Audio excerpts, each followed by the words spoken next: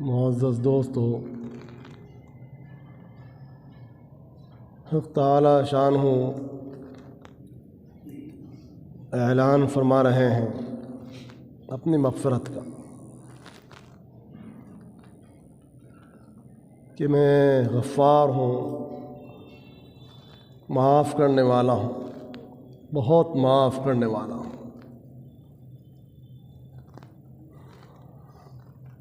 اس شخص کے لیے جس نے توبہ کر لی اور وہ ایمان لایا اور اس نے عمل صالح کیا اور پھر وہ ہدایت کا راستہ اپناتا ہے۔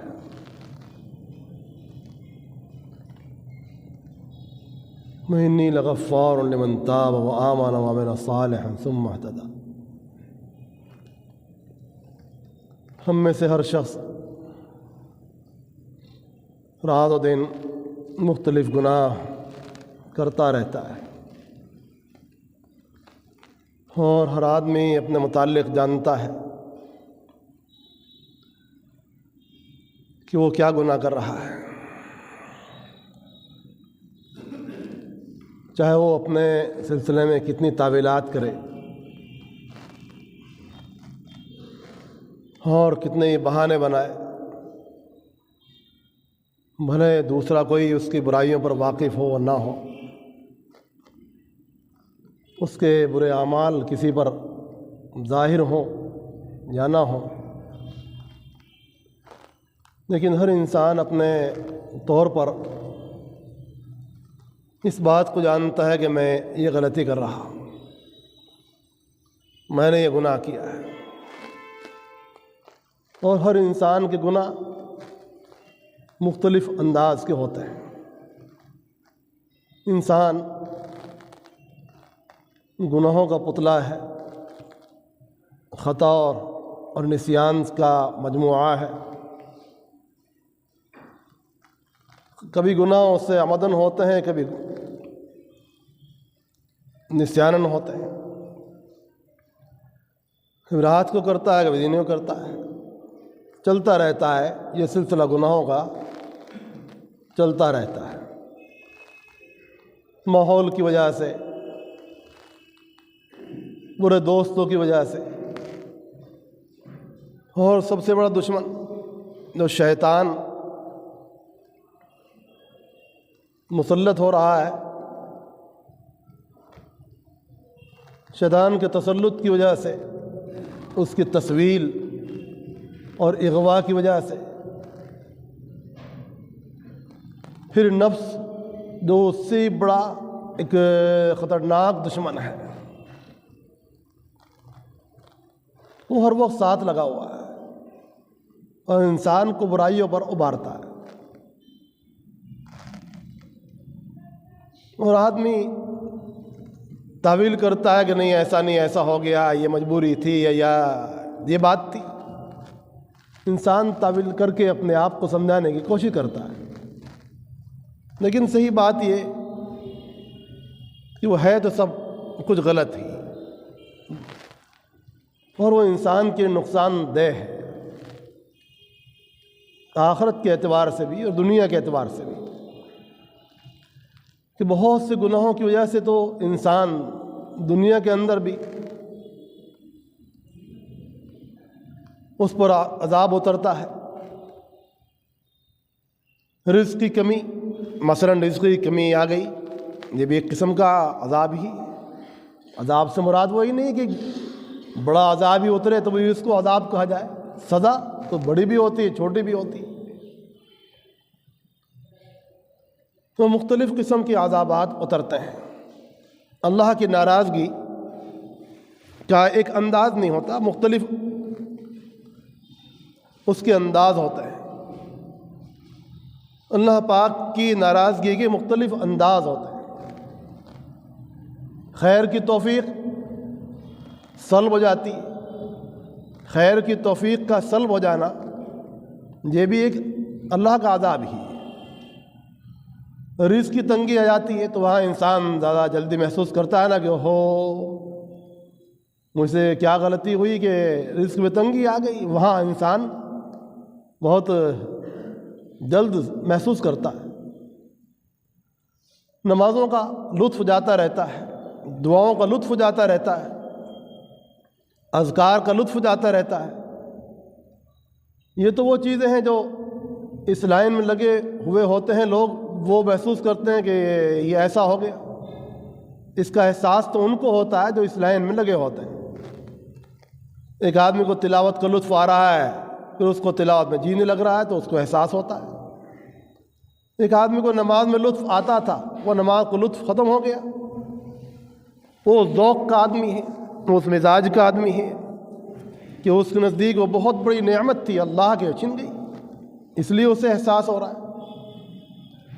ایک آدمی ذکر اللہ میں رہتا تھا، اب اسے ذکر کا لطف نہیں آ رہا ہے تو وہ سمجھتا ہے کہ یہ مجھ سے کوئی گناہ ہوا جو ایسا ہو رہا ہے۔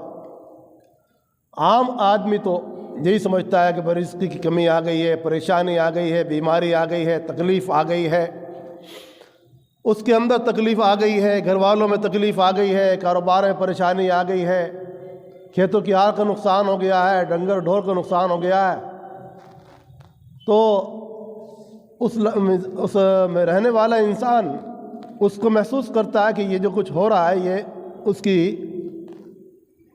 غلطیوں کی وجہ سے ہو رہا ہے، اور اس کے اعمال بد کی سزائیں جو اس پر آ رہی ہیں۔ تو بہت سارے اعمال کی سزائیں تو انسان کو دنیا کے اندر بھی دی جاتی ہیں، تو اس کا حل کیا ہے؟ اس سب کا حل کیا ہے کہ انسان اللہ کے عذاب سے بچ جائے۔ کبھی دشمن مسلط ہو رہا ہے، کبھی خوف اس پر دشمن کا مسلط ہو رہا ہے، ماحول ایسے ہی بن گیا کہ وہ خوف کے ساتھ زندگی گزار رہا ہے، تو اس کو پتہ چل رہا ہے نا کہ بھئی امن کا دور کیسا تھا اور خوف کا دور کیسا ہوتا ہے، اس میں کتنا بڑا فرق تھا، اس وقت کیا کیفیت تھی اور اب کیا حالت ہے۔ خیر، دشمن کا خوف ہو یا مصیبت ہو یا اور کوئی قسم کی تکلیف ہو، اس سب کا حل کیا ہے؟ اس کا حل یہ ہے کہ انسان ایک بندہ مومن اللہ کی طرف لوٹے اور دوبارہ سے پھر اپنے ایمان کو رینیول کرے، تازہ کرے، ایمان کی لائن پھر مضبوط اختیار کرے،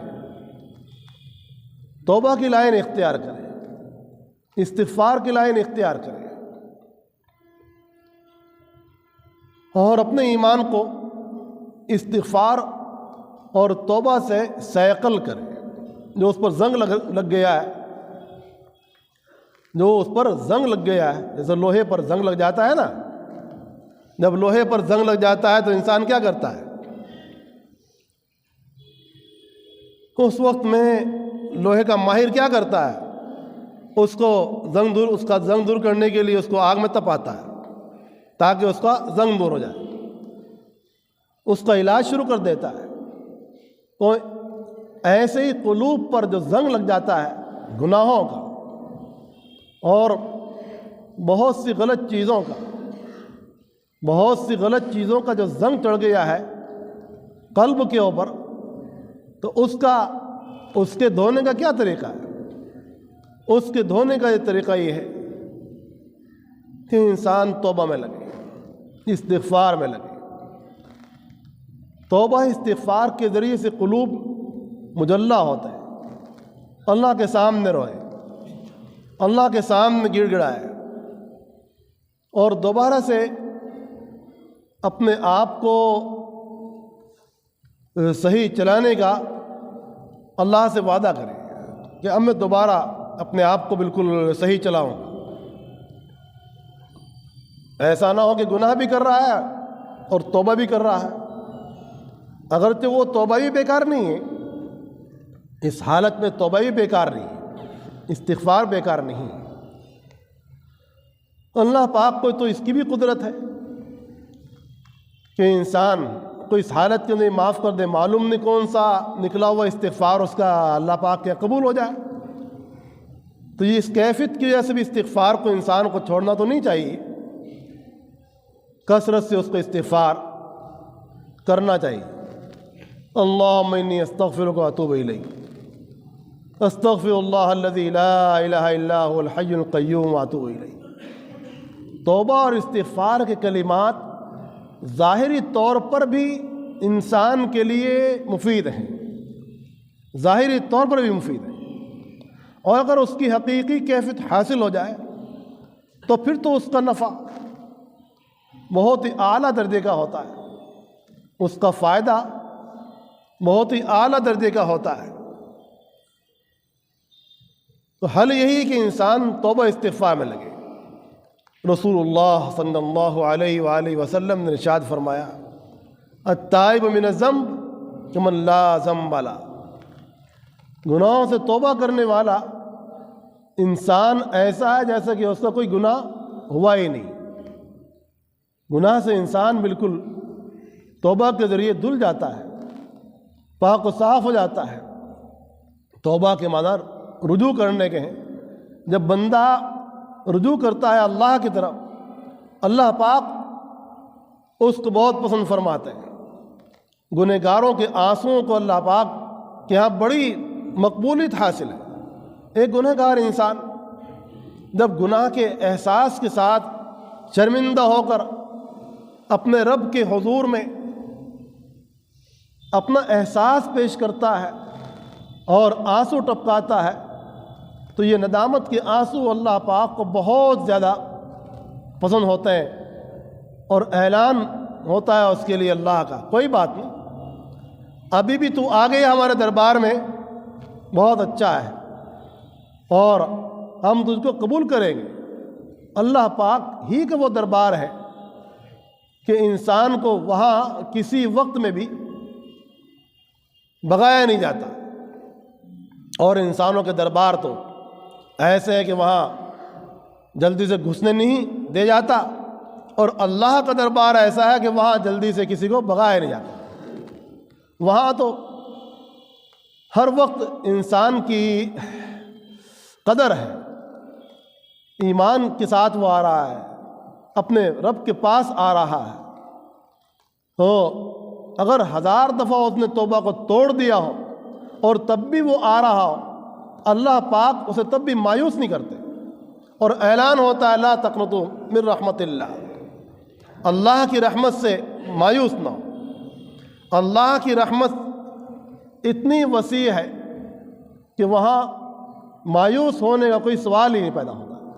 اللہ پاک خود اعلان فرما رہے ہیں، اور مایوس ہونے والے کو اللہ پاک اچھا نہیں سمجھتے ہیں. اللہ پاک کثرت سے توبہ کرنے والوں کو پسند کرتے ہیں. ان اللہ یحب التوابین، اللہ پاک کثرت سے توبہ کرنے والوں کو پسند کرتے ہیں. جو انسان توبہ کرتا ہے، توبہ کا راستہ اختیار کرتا ہے، اللہ پاک اس کو بہت زیادہ پسند کرتا ہے. یہاں تک کہ انسان جب بالکل آخری وقت کے قریب آ جاتا ہے، ایمان ہوتا ہے اس کے پاس، ایمان والے کے لیے تو اللہ پاک کے یہاں اس قدر بڑے وعدے ہیں. ایمان خود ایک مسلسل عمل ہے جو ہر وقت جاری ہے. ایمان والے کا ایک عمل، ایمان ہر وقت جاری ہے، تو وہ اس کی توبہ اللہ پاک قبول کرتا ہے. ہاں مگر یہ سوچ کر گناہ کر لینا، توبہ کر لیں گے تو یہ سوچ کر گناہ کر لینا بھی کوئی اچھی بات نہیں ہے، اور یہ اقدام بھی گستاخی کے مترادف ہے. یہ سوچ کر کسی کو آپ تھپڑ مار دو چلو اسے معافی مانگ لیں، یہ بھی اچھی بات نہیں ہے. اللہ پاک کی شان بہت بڑی ہے، اللہ پاک کی شان بہت عالی ہے. انسان کہ وہاں ایک وسیع رحمت ہے، انسان کے اوپر ایک وسیع رحمت کی چادر ہے اللہ پاک کی، اور وہاں کسی وقت میں انسان کو مایوس نہیں کیا جاتا. تو ہم پر لازم ہے کہ ہم توبہ کا راستہ اختیار کریں. اللہ پاک کسی کو فرماتے ہیں وَإِنِّي لَغَفَّارٌ لِمَن تَابَ وَآمَنَ وَعَمِلَ صَالِحًا ثُمَّ اهْتَدَىٰ، میں اس شخص کو بہت معاف کرتا ہوں جو ایمان لاتا ہے، توبہ کرتا ہے اور نیک عمل کرتا ہے، وعمل صالحا، پھر توبہ کے بعد وہ اچھے اعمال پر آ جاتا ہے اور اپنے آپ کو ہدایت پر ڈال دیتا ہے۔ اس لیے ہم توبہ کا راستہ اختیار کریں، اعمال صالحہ کا راستہ اختیار کریں، اور ہدایت کا راستہ جو اللہ پاک نے دیا ہوا ہے اس کو مضبوطی سے اختیار کریں۔ اللہ پاک ہم سب کو عمل کی توفیق نصیب فرمائے۔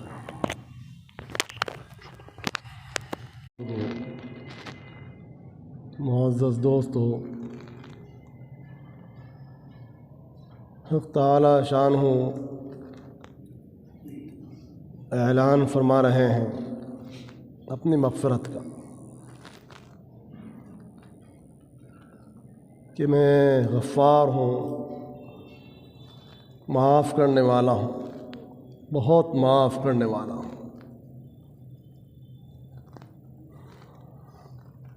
اس شخص کے لیے جس نے توبہ کر لی اور وہ ایمان لایا اور اس نے عمل صالح کیا اور پھر وہ ہدایت کا راستہ اپناتا ہے۔